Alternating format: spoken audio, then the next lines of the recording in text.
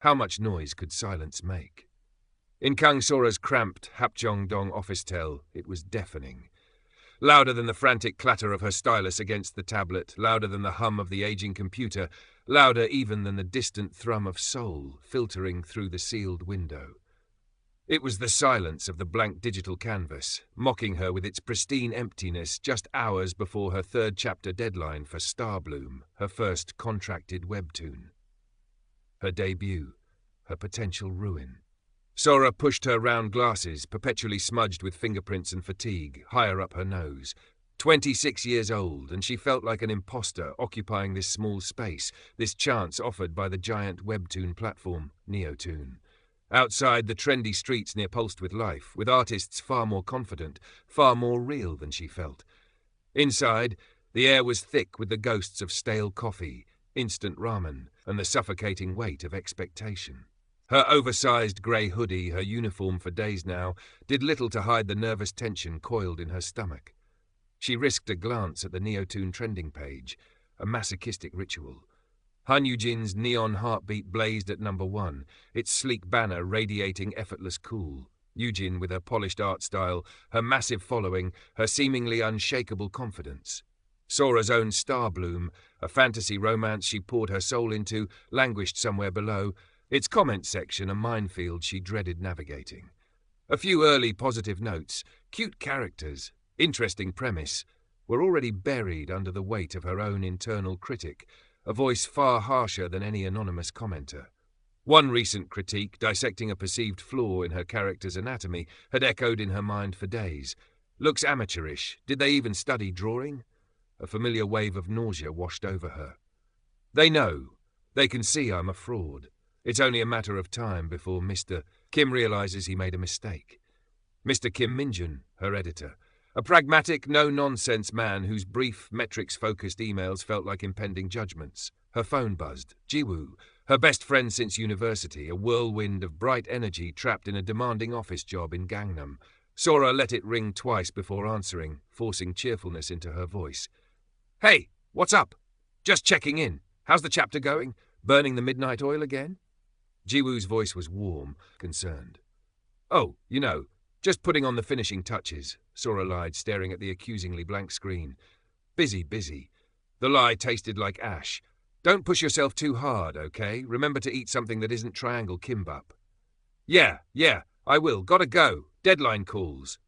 She hung up before Jiwoo could probe further, the forced smile collapsing. Why couldn't she just be honest? Why couldn't she admit she was drowning? The silence roared back, amplifying her inadequacy. Hours bled together. The canvas remained stubbornly empty. Panic tightened its icy grip around her chest. Her lines became shaky, her ideas felt stale, derivative. I can't do this. I'm not good enough.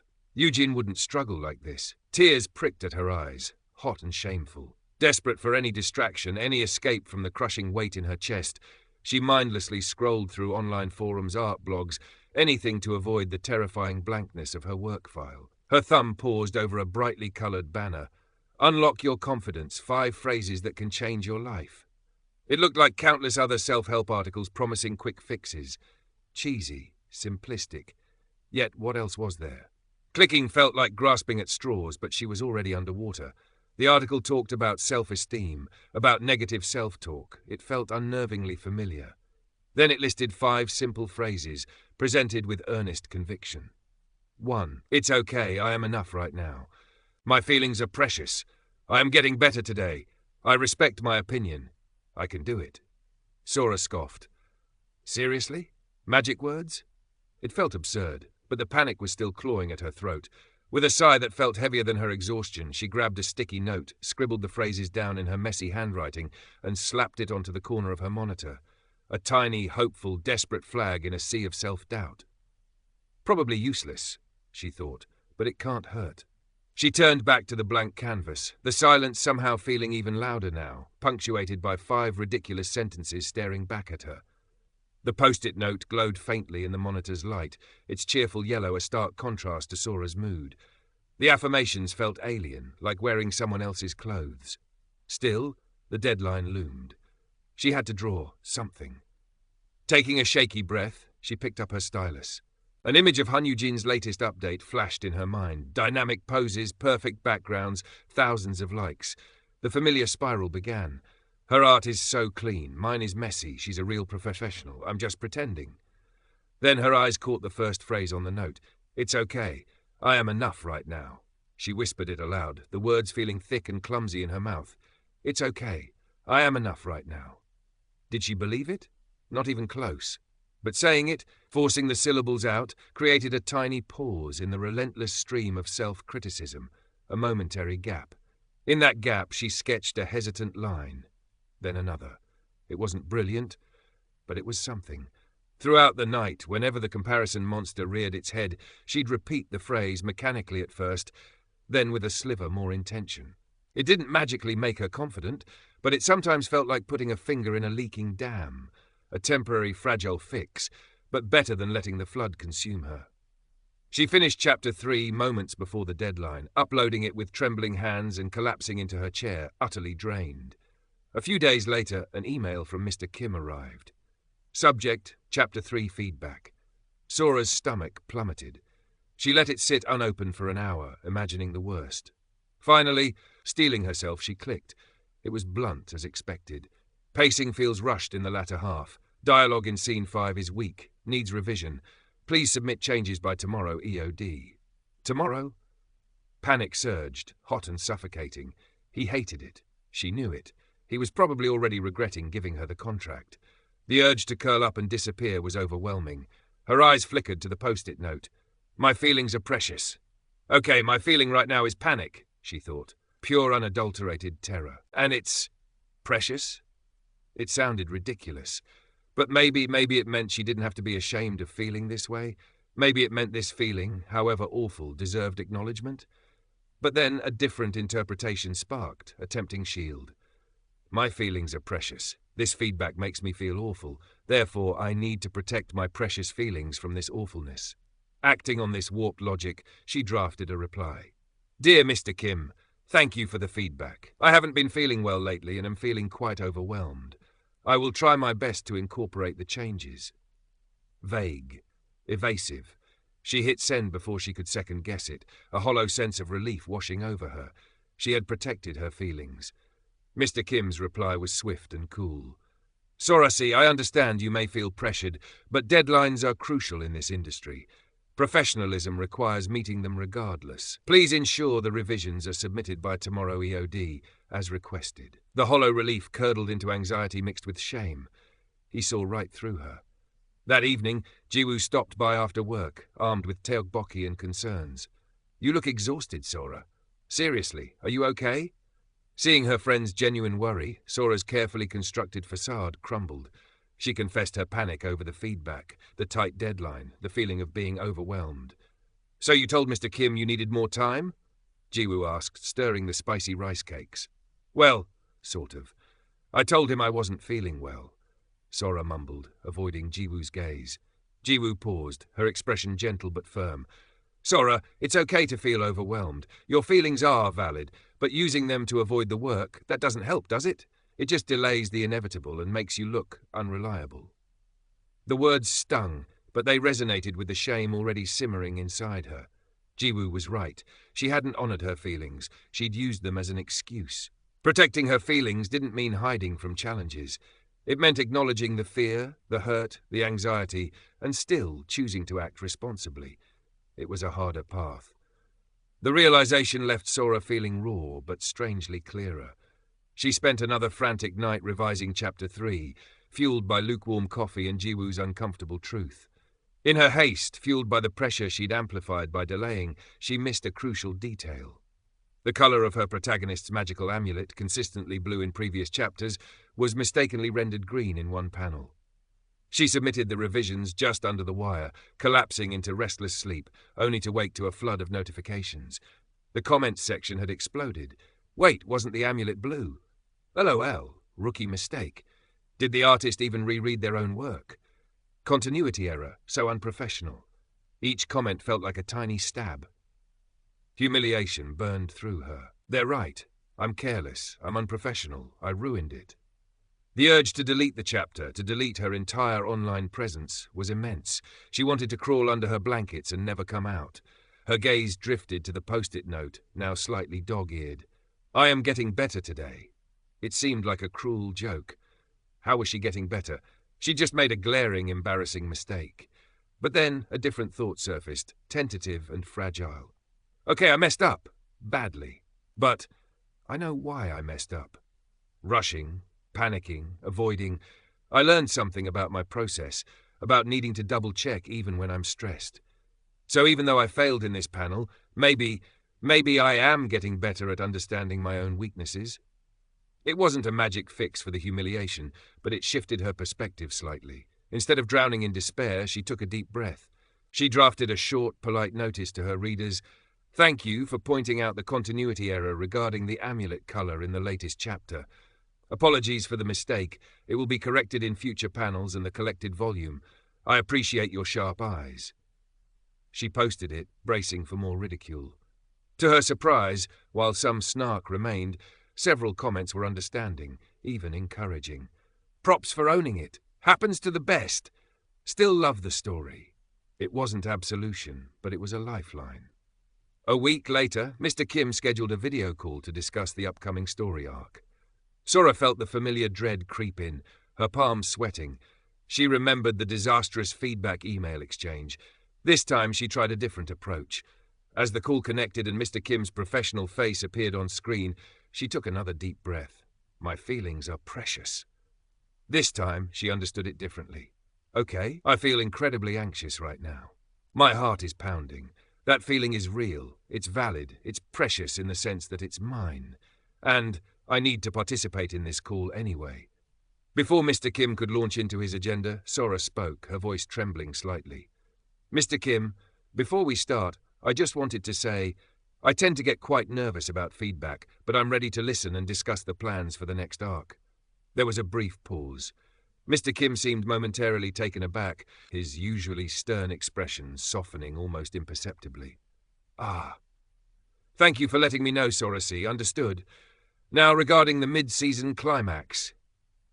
The call was still challenging, his feedback still direct, but acknowledging her anxiety seemed to subtly shift the dynamic. It felt less like an interrogation, more like a difficult conversation she was actually participating in, not just enduring. He then brought up a suggestion, a major plot twist involving a character betrayal, citing recent trends showing increased engagement with darker themes. "Readers respond well to shock value, Sora C. It could boost your numbers significantly." Sora's gut clenched. The idea felt completely wrong for her story, undermining the core relationship she'd carefully built between her protagonists. It felt like chasing trends, sacrificing the heart of Starbloom for clicks. Old Sora would have stammered an agreement, terrified of disagreeing, terrified of seeming difficult or ungrateful. The memory of nodding along while internally screaming was painfully vivid. But the post-it note caught her eye again. "I respect my opinion." Her opinion was that this twist was wrong. It was a betrayal not just of the character, but of the story she wanted to tell. Respecting it meant voicing it, even if her voice shook, even if Mr. Kim pushed back. "Mr. Kim," she began, her heart hammering against her ribs, "I understand the appeal of a shocking twist, and I appreciate you looking out for the series' performance." She paused, gathering courage.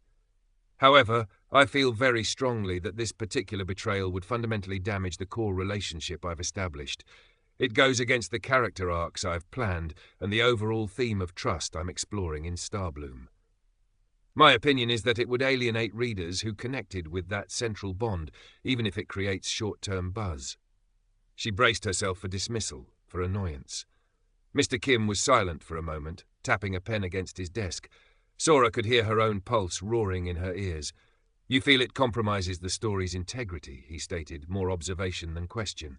"Yes," Sora said, surprised her voice came out steady. "I do.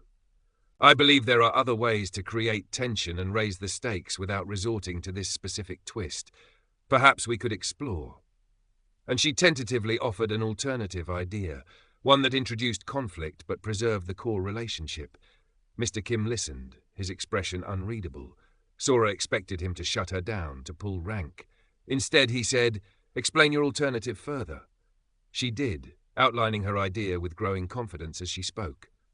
It wasn't as commercially flashy as his suggestion, perhaps, but it felt true to Starbloom. After a thoughtful pause, Mr. Kim nodded slowly. "All right, Sorasi, it's less conventional than my suggestion, but I see your point about character integrity. Let's explore your idea. Develop a detailed outline for the next 3 chapters incorporating it. Send it by Friday." The call ended. Sora stared at the blank screen, stunned. He had listened. He hadn't agreed immediately, but he had considered her perspective. He had respected her opinion because she had respected it first by voicing it. A shaky, unfamiliar warmth spread through her chest. It wasn't triumph exactly, but it was a profound sense of validation. She had stood her ground, protected her story, and the world hadn't ended. Maybe her voice mattered after all. The weeks that followed were a blur of intense work as she approached the climax of Starbloom's first season. The pressure mounted. Multiple complex chapters demanding intricate artwork and emotional depth, all on relentlessly tight deadlines. Exhaustion became her constant companion. Self-doubt, that persistent shadow, clawed its way back with renewed ferocity.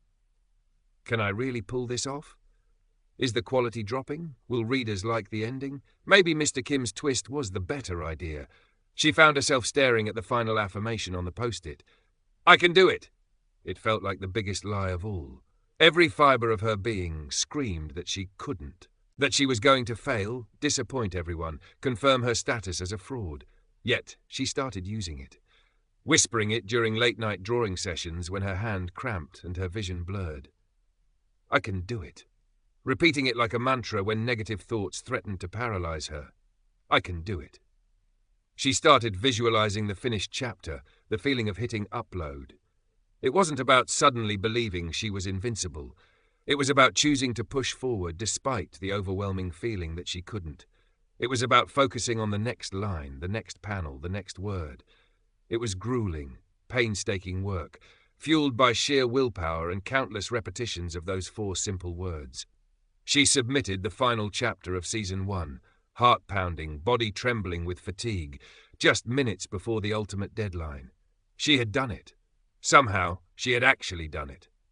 Current part characters, 3,990. Total characters, 15,969. A few days later, an email landed in Sora's inbox that sent a fresh jolt of anxiety through her system. An invitation.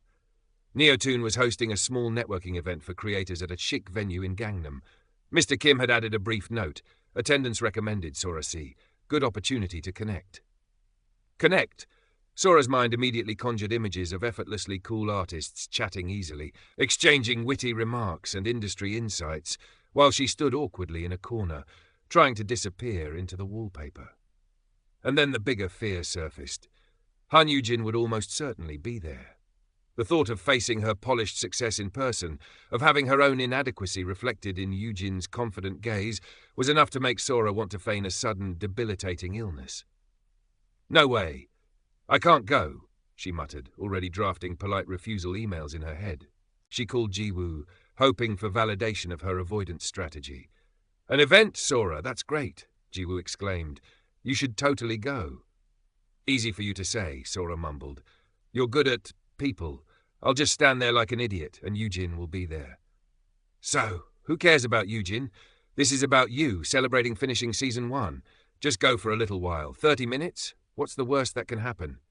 The worst that could happen, in Sora's mind, was a catastrophic implosion of self-esteem, public humiliation and confirmation of all her deepest fears. But Jiwoo's pragmatic encouragement chipped away at her resolve. 30 minutes. Maybe I could survive 30 minutes. The evening of the event arrived like a dreaded verdict. Sora changed outfits 5 times, settling back on her safest option: dark jeans, a plain black top, and a cardigan that felt like armor. Standing outside the sleek Gangnam building, the muffled sounds of conversation and clinking glasses drifting out, her paralysis returned full force. Through the glass doors she could see clusters of laughing people. And there, holding court near the center of the room, was Han Yujin, looking even more radiant and self-assured than her online persona suggested. "Nope. Can't do it. I don't belong here." Sora physically turned to leave, the familiar flight response kicking in. Her feet felt heavy, rooted in shame. But then something stopped her. The memory of the past few months, the small victories, the post-it note affirmations, now internalized, frayed but functional tools.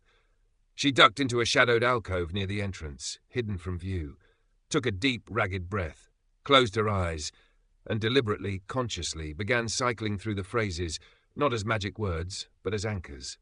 It's okay, I am enough right now. Even standing here, terrified and wanting to run. My presence, however awkward, is okay. My feelings are precious. This anxiety is intense, it's real, I acknowledge it, but it doesn't have to control my feet. I respect my opinion. My opinion is that showing up, even briefly, is better than running away. I respect that decision. I am getting better today. Just staying here, fighting the urge to flee, is progress. This is me, getting better at handling fear. I can do it. I can walk in there. I can stay for 20 minutes. I can survive this. She opened her eyes. The panic hadn't vanished, but it felt manageable. Less like a tidal wave, more like a strong current she could navigate. Taking another breath, she pushed open the door and walked inside. The room was noisy, bright.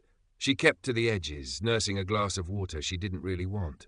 She avoided Eugene's orbit, but when their paths inevitably crossed near the drinks table, she managed a brief, polite nod instead of flinching away. Eugene gave a similarly brief, neutral nod back before turning back to her conversation. The world didn't crumble. No spotlight shone on Sora's awkwardness. Emboldened slightly, Sora noticed another young woman standing alone, looking just as nervous. Recognizing her as another rookie artist from the platform, Sora took another internal breath. I can do it. She edged closer. Hi, she managed, her voice quieter than intended. I'm Kang Sora. I do Starbloom. The other artist's eyes widened slightly in recognition. Oh, hi, I'm Lee Minji, Lunar Echoes. Nice to meet you. I like your character designs. They exchanged a few awkward but friendly sentences about software preferences and impossible deadlines. It wasn't sparkling conversation, but it was connection. Real, human connection, however brief. After about 30 minutes, feeling drained but strangely intact, Sora slipped out unnoticed. She hadn't conquered the room. She hadn't become a networking superstar, but she hadn't run away. She had faced the fear, used her tools, and survived. More than survived, actually. She had shown up for herself. Walking towards the subway station under the glittering Gangnam lights, a quiet sense of victory settled within her, fragile but real. Weeks melted into a month. The frantic energy of serialization gave way to an uncertain quiet. Season 1 of Starbloom was officially complete. The final numbers came in. Moderate success. It hadn't set the platform on fire like Neon Heartbeat, but it had garnered a loyal readership, respectable metrics, and mostly positive reviews. Enough for Neotoon to be seriously considering renewal for Season 2, according to a brief email from Mr. Kim. The uncertainty gnawed at Sora, a familiar echo of her old anxieties. What if they don't renew? What if Season 1 was just a fluke? Can I really do this all over again, only better? She was back in her office tell. It was cleaner now, the stacks of empty coffee cups replaced with neatly organized reference books. Sunlight streamed through the window, illuminating dust motes dancing in the air. The silence felt different today, less oppressive, more contemplative. Sora sat at her desk, not facing a looming deadline, but sketching idly in her notebook, exploring ideas for a potential Season 2. The fear wasn't gone, not entirely. The pressure still felt heavy. The shadow of Han Eugene's continued success still lingered in the periphery of the trending charts. The internal critic hadn't been permanently silenced. It still whispered doubts in quiet moments. But something fundamental had shifted within her. The anxiety was still present, but it no longer felt like a paralyzing force. It was more like background noise she could acknowledge without letting it dictate her actions. The affirmations, once clumsy foreign words on a post-it note, had become worn, familiar tools she could reach for instinctively. They weren't magic spells that eradicated insecurity, but they were lenses, ways to reframe her thoughts, to challenge the deeply ingrained negativity. She caught her reflection in the dark screen of her monitor. Tired eyes, yes, still behind the smudged glasses, hair escaping its messy bun. But the haunted, hunted look that had clung to her for months seemed fainter. Her shoulders were less hunched. She looked calmer, more settled in her own skin. Taking a deep, slow breath, she looked directly at her reflection. No hesitation this time, no feeling of absurdity. The words came out softly, sincerely. "It's okay, Sora," she whispered. "You are enough right now." A small, genuine smile touched her lips. It felt true. Not perfectly, not always, but fundamentally true in this moment. She added, a quiet affirmation of her journey. "And you're getting better." The potential rejection, the looming challenge of Season 2, the ever-present competition, none of it disappeared with those words. But they felt less like insurmountable walls and more like hurdles. She now had the tools, however imperfect, to navigate.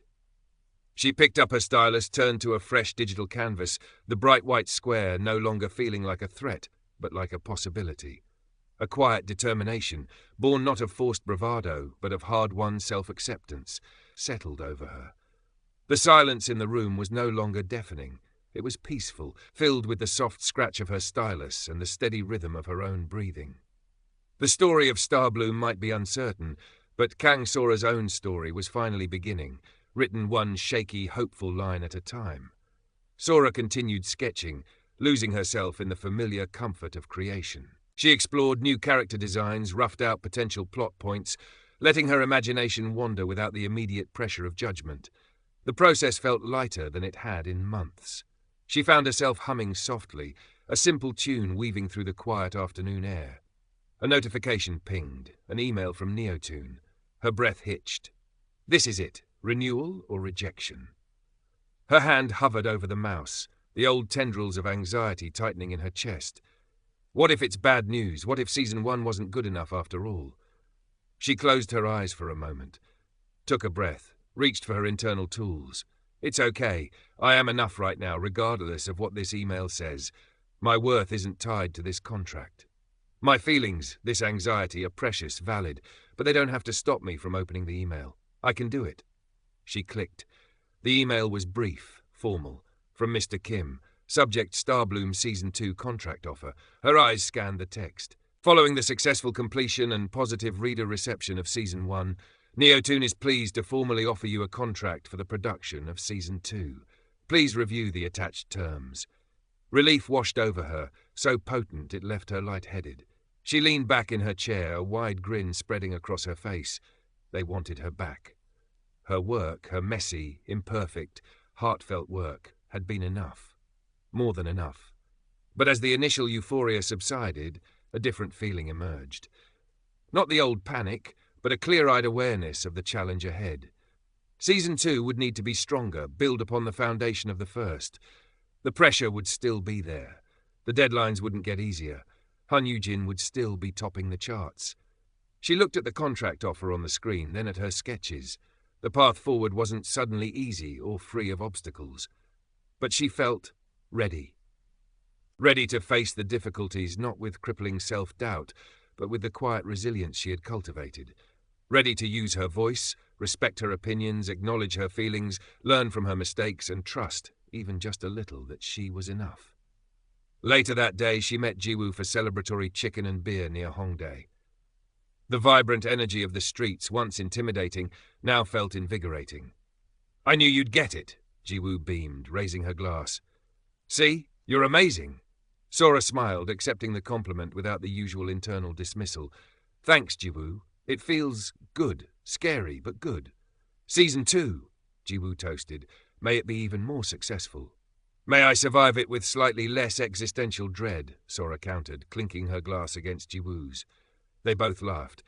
As she walked home later that evening, the city lights reflecting in her glasses, Sora felt a sense of quiet accomplishment that had nothing to do with contracts or metrics. It was the feeling of having navigated her own internal storm and found calmer waters. The journey wasn't over, she knew. Building self-esteem wasn't a destination, but an ongoing practice, a daily choice. There would be more challenges, more moments of doubt, more situations that tested her resolve. But looking up at the vast soul sky, dotted with stars just like the ones she drew in Starbloom, she felt a flicker of genuine hope. She had faced her fears, armed with nothing but 5 simple phrases and a willingness to try. And somehow, slowly, painstakingly, she had begun to change her own story. She reached her office-tel, the small space no longer feeling like a prison, but like her sanctuary, her creative haven. She sat down at her desk, the contract waiting, the blank canvas ready. And for the first time in a long time, she felt truly ready too. The silence now held not dread, but promise. Current part characters, 397. Total characters, 277758. The following Monday, Sora had her first planning meeting for Season 2 with Mr. Kim. Walking into the imposing Neotoon office building in Gangnam still sparked a flutter of nerves, but it wasn't the paralyzing dread of before. She carried her sketchbook filled with new ideas, her mind clearer and more focused. Mr. Kim greeted her with his usual professional demeanor, but perhaps with a touch less severity than before. Sora-si, congratulations again on the renewal. Season 1 laid a good foundation. For Season 2, we need to maintain momentum and aim for growth. They discussed potential plot lines, marketing strategies, and the demanding production schedule. When Mr. Kim brought up incorporating reader feedback, Sora didn't immediately tense up, expecting criticism.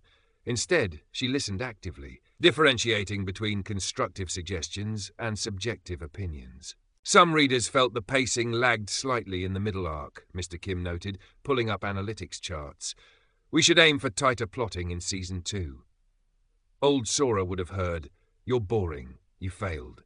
New Sora heard, "An area for improvement. How can I make the story more engaging?" "I agree," she said thoughtfully.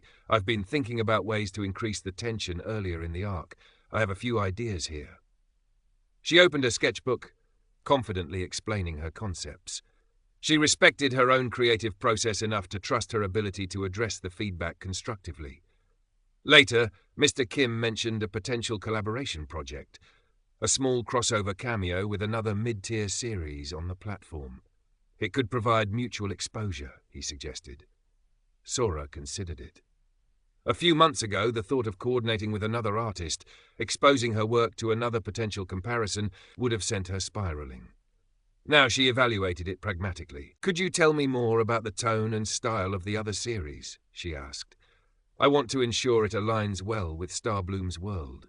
She was respecting her opinion, her artistic vision, ensuring the collaboration made sense for her story, not just for marketing metrics. Mr. Kim provided the details, and they had a productive discussion about the pros and cons. Leaving the Neotoon building, Sora felt a sense of partnership rather than intimidation. She had participated actively, voiced her thoughts, and approached the feedback as data, not judgment. The affirmations weren't conscious thoughts in that meeting, but their influence was evident in her posture, her tone, her willingness to engage without crumbling. They had become part of her internal scaffolding. Back in her Hapjeong office-tel, she pinned up a new, clean post-it note next to her monitor. She didn't need the constant reminder of the words themselves anymore, but she liked the visual cue. It represented her journey, the tools she had found. It symbolized the conscious effort she was still making every day to choose self-acceptance over self-criticism. She started working on the first chapter of Season 2. The familiar challenges arose, a difficult pose, a tricky dialogue exchange, the pressure of reader expectations. Doubts still flickered. Is this good enough? Will they like this new direction? But now she had a response. She could pause, breathe, acknowledge the feeling. My feelings are precious. Remind herself that she was capable, I can do it, that perfection wasn't required, only progress, I am getting better today, and that her efforts were valid. It's okay. I am enough right now. She even found herself occasionally glancing at Han Yujin's updates, not with the same gut-wrenching comparison, but with a detached professional curiosity. She could appreciate Eugene's skill without letting it diminish her own sense of worth. Her path is hers, mine is mine, she thought, a simple but profound shift. The journey wasn't linear. Some days were harder than others. There were moments when the old anxieties flared up, when the internal critic shouted louder, but Sora now knew she didn't have to be swept away by them. She had anchors. She had tools. She had learned that building self-esteem wasn't about never feeling doubt or fear, but about how she chose to respond when those feelings arose. It was about resilience, self-compassion, and the quiet power of speaking kindly to oneself, even when it felt unnatural, even when it had to be learned one affirmation at a time. Her story, like Starbloom, was continuing, full of challenges, but also full of hope.